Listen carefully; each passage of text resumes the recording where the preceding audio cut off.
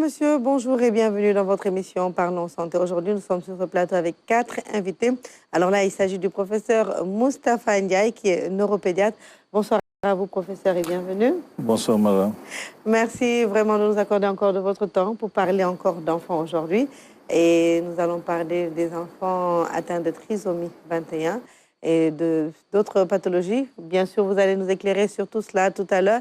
Nous avons également sur ce plateau Assietou Diaw Gueye, qui est secrétaire général de l'antenne Dakar Enfant Soleil. Bonsoir à vous et bienvenue. Bonsoir, Ramata, merci. Merci à vous d'être présente sur ce plateau. Bonsoir également à Koudi Ndoye, qui est présidente de Enfant Soleil France. Bonsoir à vous et bienvenue. Merci beaucoup, Ramata. Bonsoir à vous et bonsoir à tout le monde sur ce plateau. Merci. Et nous avons également le docteur Vieux Dité, qui est psychologue. Bien sûr, nous allons expliquer pourquoi la présence d'un psychologue aujourd'hui sur ce plateau. Bonsoir à vous et bienvenue. Bonsoir. Bonsoir. Voilà, donc vous l'aurez compris, nous avons regroupé aujourd'hui des membres d'associations, des parents, des médecins pour parler de la trisomie 21, de cette pathologie vraiment qui touche de nombreux enfants au Sénégal et qui demande une prise en charge très spéciale et surtout bien organisée. Alors, professeur Moustapha Ndiaye, on parle de trisomie 21.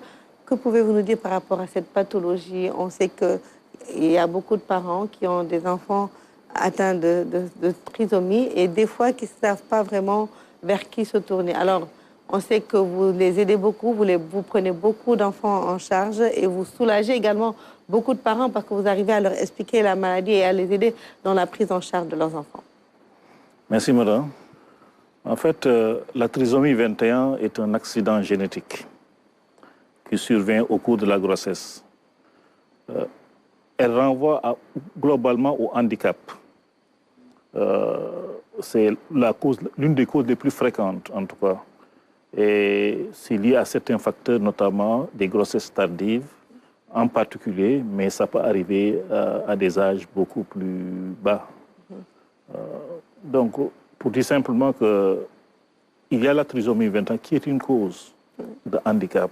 À côté de ça, vous avez d'autres causes, notamment tous les incidents ou accidents qui peuvent survenir dans la grossesse, que ce soit des infections, que ce soit des malformations, que ce soit des intoxications. Vous voyez, l'environnement dans lequel nous vivons en Afrique et dans nos quartiers, dans nos habitats, c'est des environnements qui ne sont pas suffisamment salubres et cela peut impacter sur les grossesses et entraîner des difficultés.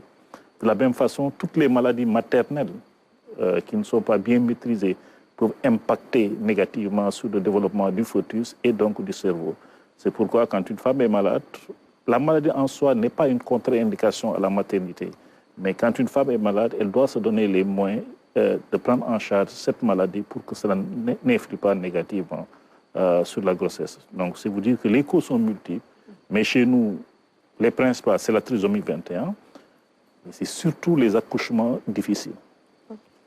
Il y a très peu de maternité de proximité.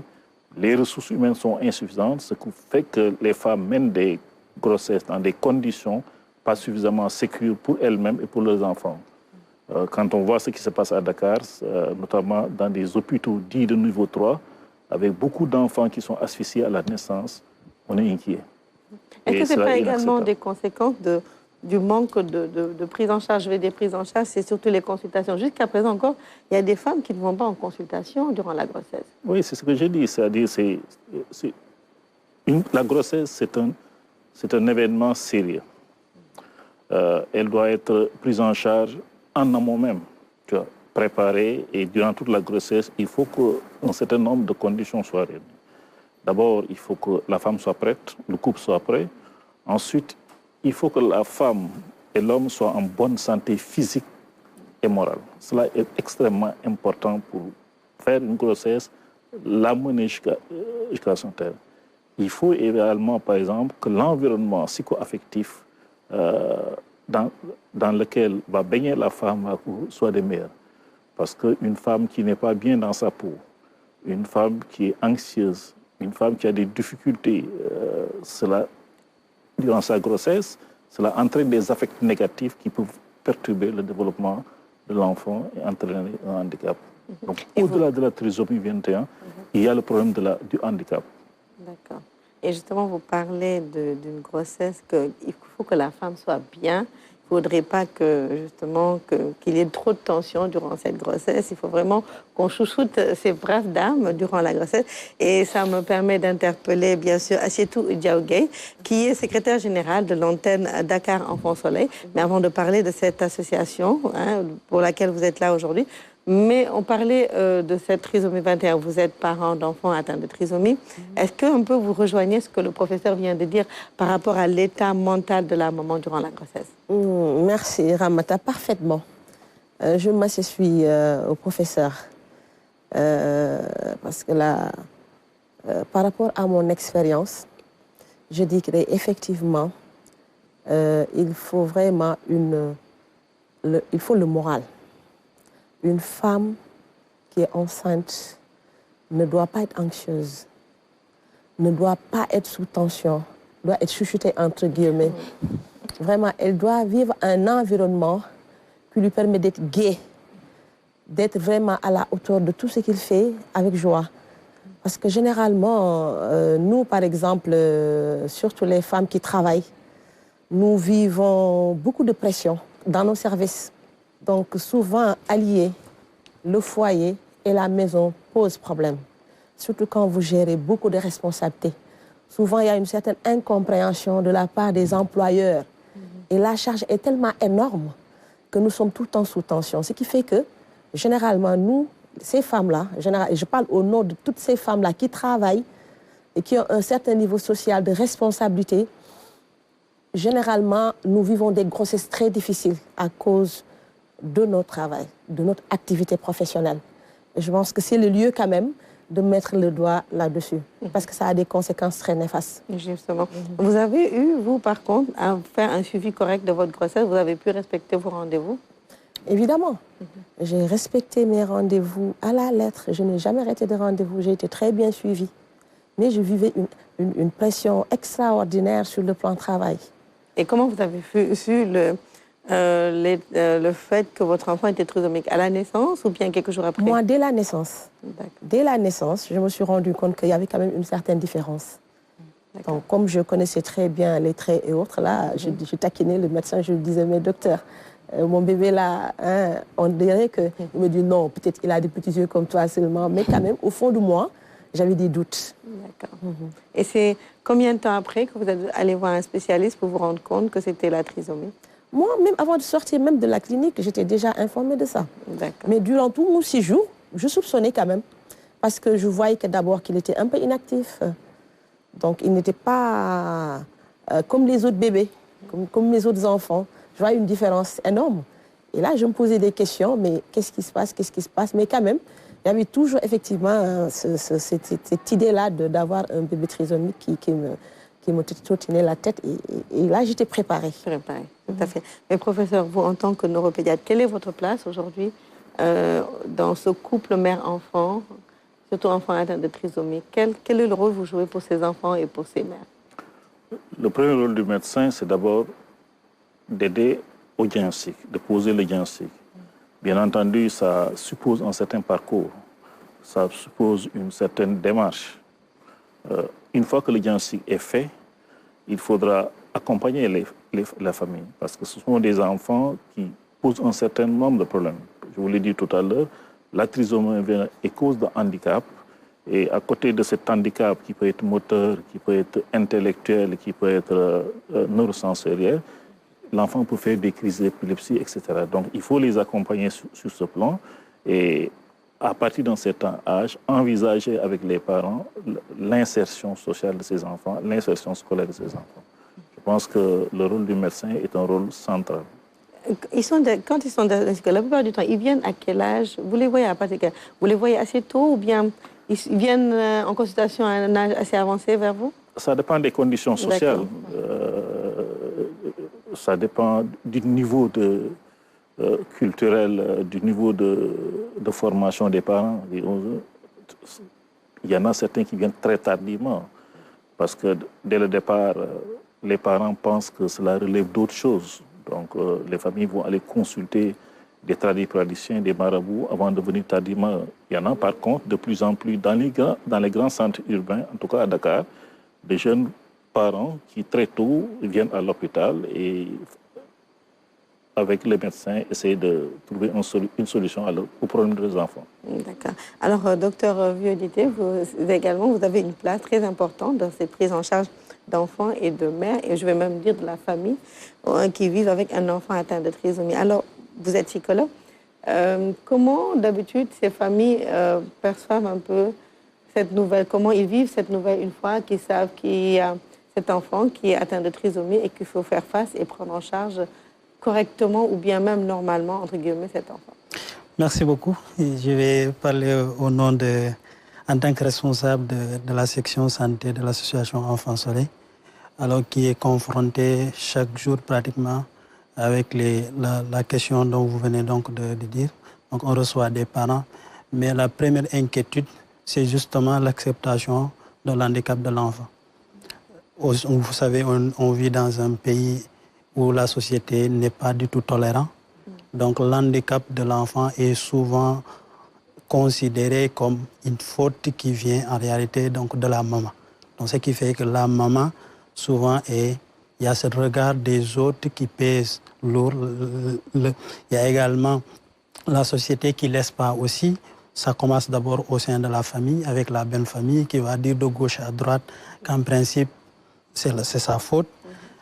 Mais il y a un autre élément aussi qu'on ne dit pas aussi. On parle tout le temps de l'acceptation des parents, mais il y a un autre élément assez important, c'est aussi l'acceptation des pères, des parents, des papas. Oui.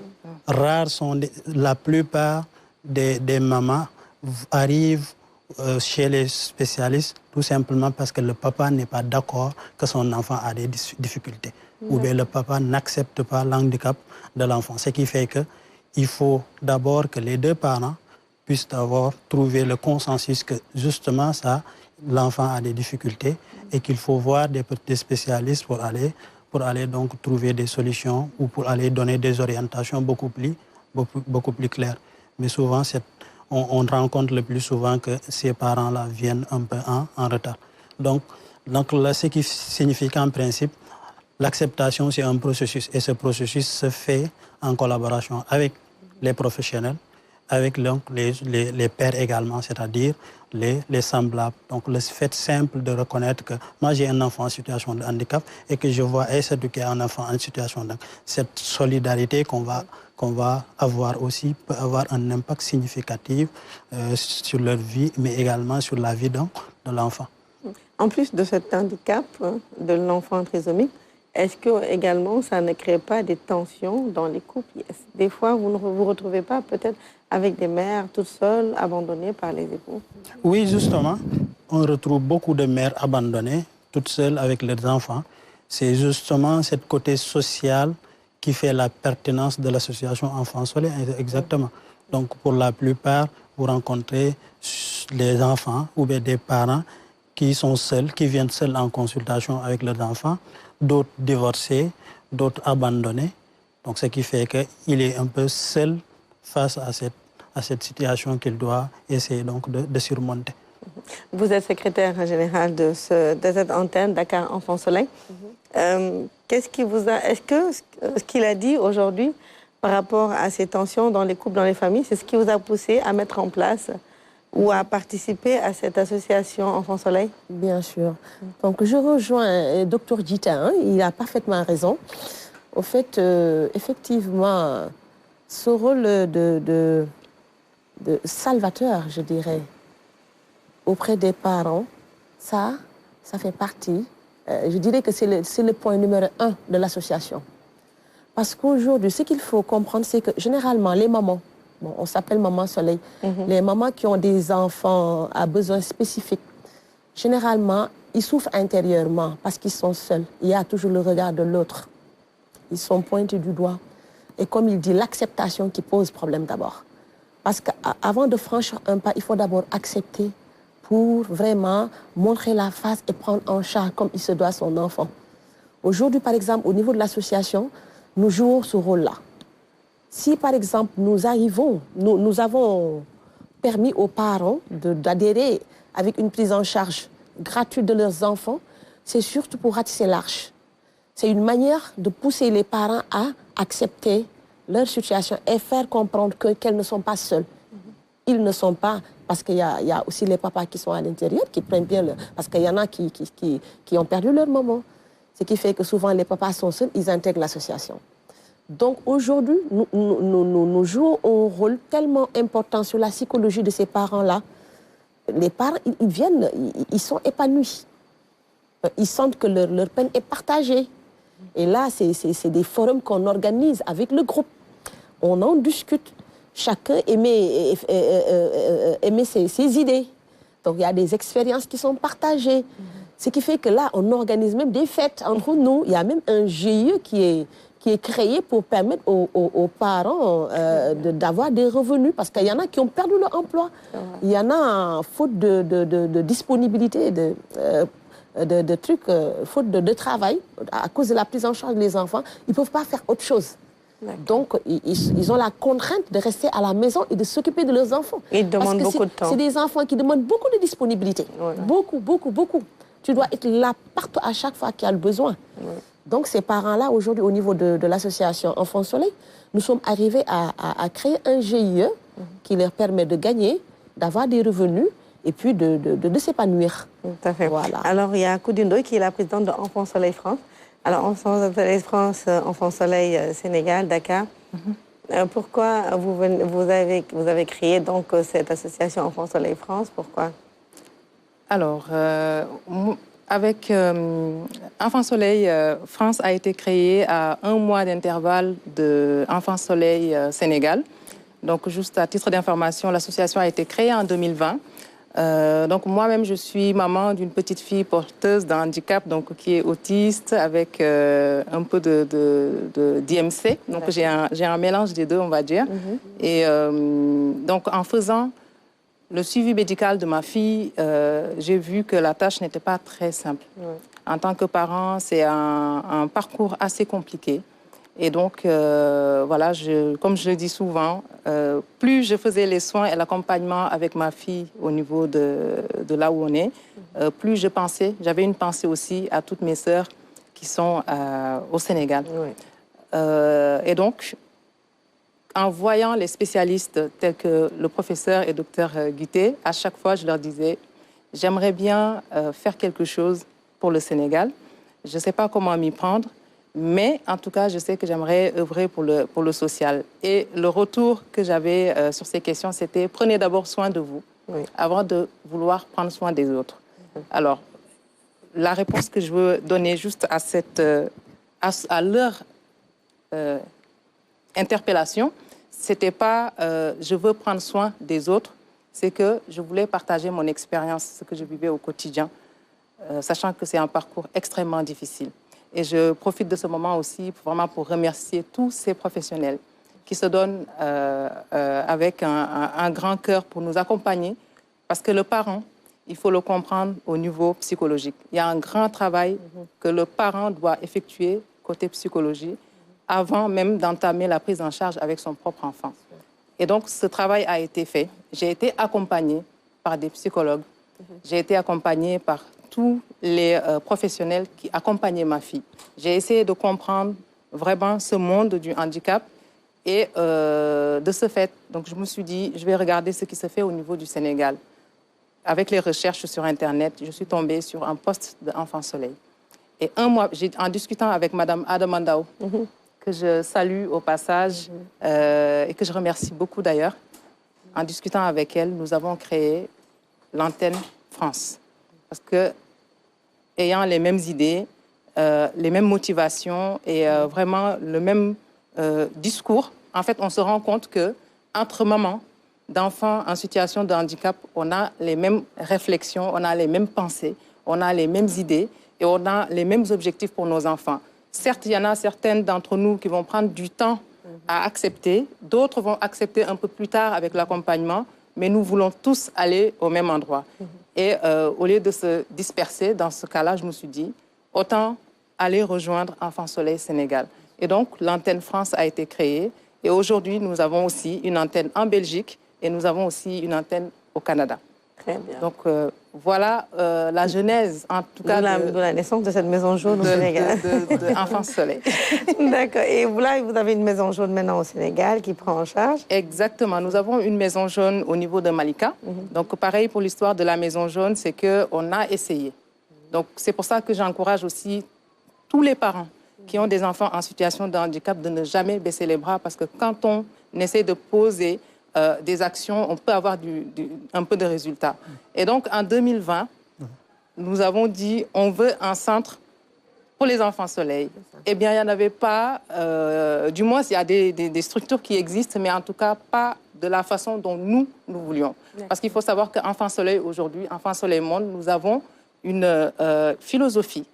Donc, la philosophie d'Enfants Soleil Monde, aujourd'hui, c'est d'avoir des enfants, certes, en situation de handicap, mais nous voulons des soins de qualité, nous voulons des établissements de qualité, nous voulons des écoles de qualité pour nos enfants et nous voulons également que nos enfants puissent avoir accès à un projet professionnel et de qualité. Donc, nous souhaitons avoir comme partenaires des professionnels de santé tels que le professeur de qualité, et comme le professeur Moustapha Ndiaye, et nous voulons un personnel soignant aussi de qualité. Donc, toute personne qui va intégrer cette association, ce sont des mamans qui ont une vision vraiment de qualité.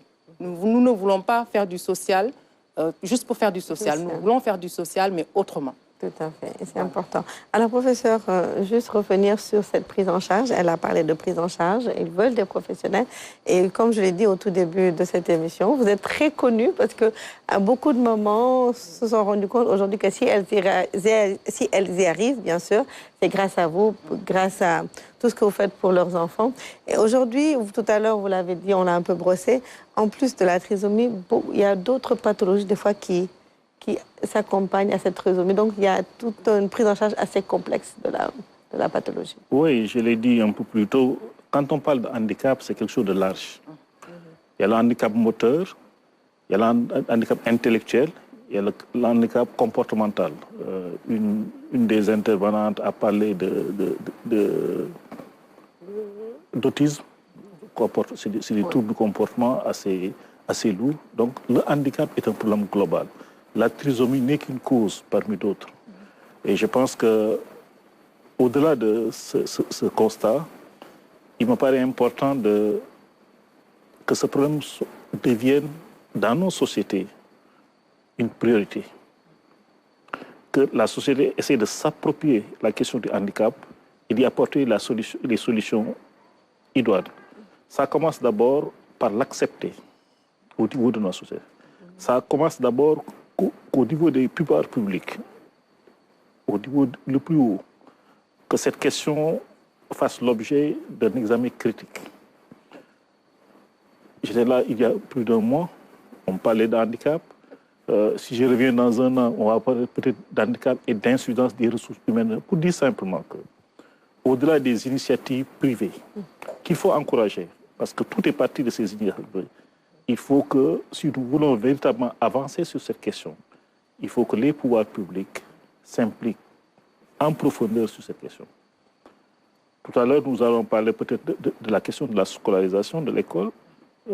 L'enfant qui vient handicapé, dans un premier temps, le souci des parents, c'est comment faire pour gérer son handicap moteur, comment faire pour gérer ses crises d'épilepsie, comment faire pour gérer ses problèmes de santé au quotidien. Mais à partir d'un certain âge, se pose le problème de la scolarisation et de la socialisation de cet enfant. Vous pouvez interroger les parents, vous pouvez interroger les familles, mais c'est un gros souci. Je ne dirais pas qu'il n'y a rien, mais l'insuffisance des ressources humaines, l'insuffisance des structures dédiées est telle que, par exemple, ce qui se passe en termes d'initiative privée me paraît être une goutte d'eau dans la mer. Tout à fait, professeur.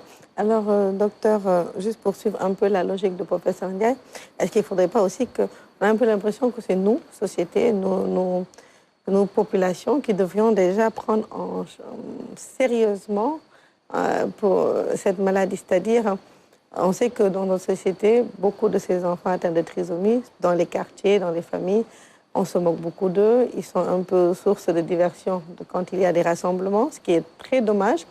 Ce serait peut-être nous, population, de se rendre compte que c'est un problème sérieux, c'est des gens à part, c'est des personnes à part entière, ils font partie de la société et ne peut-être pas dire, bon, peut-être qu'il ne va pas servir la société, pourquoi investir? Je pense que c'est la psychologie un peu de cette population qui doit un peu évoluer et changer.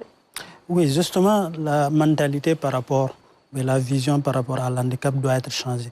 Mais cela ne peut pas être changé si toutefois les professionnels qui tiennent en compte cet élément-là, que ces professionnels-là puissent également donner le soin de sensibiliser. Parce que cette stigmatisation, elle est justement liée au fait que les gens ne connaissent pas l'handicap.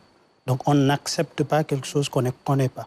Donc si on ne connaît pas l'handicap, c'est difficile que les gens puissent donc adhérer facilement. Donc pour adhérer à ça, ce qu'il faut, c'est de faire des campagnes de sensibilisation comme l'association le fait déjà, mais de multiplier ça pour permettre le grand public donc, de connaître l'handicap. Et à partir de là, donc, cette stigmatisation va diminuer un peu, l'intensité de la stigmatisation va diminuer. Et l'autre élément, c'est justement, comme le professeur vient de le dire, que les pouvoirs publics puissent également prendre cette question au sérieux, puissent faire donc la sensibilisation qu'il faut, mais également former des professionnels qu'il faut pour prendre en charge ces enfants-là, puisqu'en réalité, ils ont des droits comme les autres enfants et que ces droits-là doivent être respectés. Tout à fait. Oui. J'ajoute qu'il y a 20 ans, 25 ans, ces enfants, on ne les voyait pas. Voilà. Ils ne venaient pas dans ce. Maintenant, les mentalités ont changé. De plus en plus, les parents se disent que c'est un problème médical, c'est un problème social. Il faut que j'aide cet enfant, par exemple, à évoluer comme tous les autres enfants. Et quand ils en prennent conscience, le problème, c'est qu'ils tournent la tête, ils se voient qu'il n'y a rien, c'est le désert. Ils veulent, mais ils ne peuvent pas. Ils ne trouvent pas l'accompagnement qu'ils souhaitent. Et pour la plupart du temps, il y a des particularités, mais vous retrouvez des enfants assez intelligents, puisqu'en principe, quand vous faites l'évaluation, vous vous rendez compte qu'on quitte de profils différents à de degrés différents. Ce qui fait que ce n'est pas tous les enfants qui ont une déficience, ce n'est pas tous les enfants qui ont des problèmes de comportement inappropriés. Bref, c'est un ensemble où vous allez trouver en réalité des enfants avec un niveau avec un QI normal, c'est-à-dire avec un niveau d'intelligence normal, pour d'autres avec des difficultés. Mais si on prend le soin donc, de les accompagner, ces difficultés-là peuvent être améliorées ou corrigées s'il faut. Merci beaucoup, docteur Dité. Malheureusement, l'émission tire à sa fin. Tout simplement, aujourd'hui, nous avons parlé de la trisomie 21 chez les enfants aujourd'hui au Sénégal, un problème très important. Et c'est pour cela que nous avons fait ce plateau avec ces invités aussi importants les uns que les autres. Nous étions avec Koudindoy, qui est présidente de Enfants Soleil France, Aïssatou Diaw-Gueye, qui est secrétaire générale de l'antenne Dakar Enfants Soleil, de professeur Moustapha Ndiaye, qui est neuropédiatre, et de docteur Vieux Dité, qui était là aujourd'hui pour nous parler de la trisomie 21, de la prise en charge de cette pathologie qui aujourd'hui mérite toutes les attentions. Alors ce que je peux dire aujourd'hui, c'est que quand je vois aujourd'hui un enfant atteint de la trisomie 21 ou de toute autre pathologie qui est handicapante, on va dire, quand on voit tout l'amour que la famille, les parents apportent à cet enfant, qu'on le voit bien propre, bien pris en charge, qu'on voit on ne le connaît pas, mais dès qu'on le voit, on sent que c'est un enfant qui évolue comme les autres enfants.